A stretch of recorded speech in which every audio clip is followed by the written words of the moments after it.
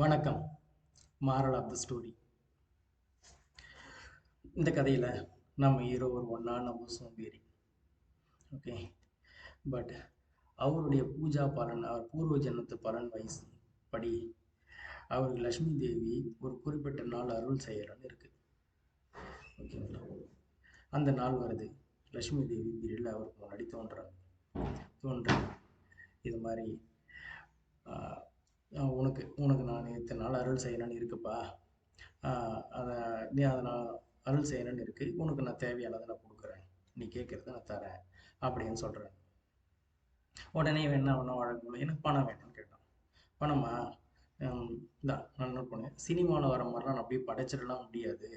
நீ எதை இப்போ வேலை தேடு, உனக்கு அரச பதவி வாங்கி தரேன், மந்திரிக்கு போனால் சம்பளம் கிடைக்க ஆரம்பிக்கும் அப்படின்னு அவங்க சொல்கிறாங்க. ஆஹா, அது என்னால் முடியாது அப்படின்னு நான் சொல்கிறேன். சரி, ஏதாவது ஒரு தொழில் ஆரம்பி, அதில் அபரிதமான லாபத்தை நான் தரேன், அப்படிதான் அந்த வழியாக தான் என்னால் பணம் கொடுக்க முடியும்னு சொல்கிறாரு. ஆஹா, அதுவும் முடியாது அப்படின்றான்.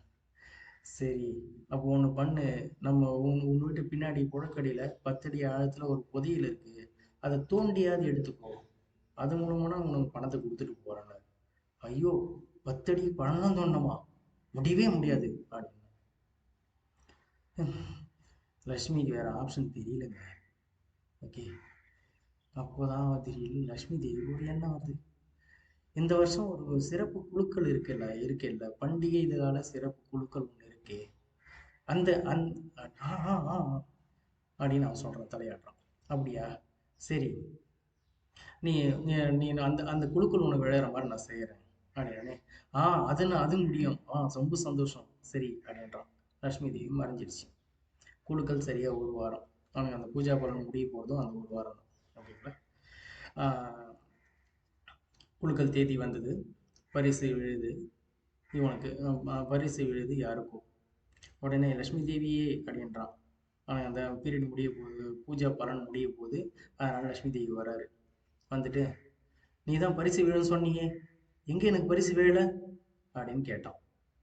அதுக்கு லக்ஷ்மி தேவி புன்முறுவலோட ஒரே வார்த்தை சொன்னாங்க, அதற்கு நீ சீட்டாவது வாங்கி இருக்கணும். என்னையோட மாறலாத ஸ்டோரி, அதற்கு நீ சீட்டாவது வாங்கி இருக்கணும். இது பல அர்த்தத்தை தரும்.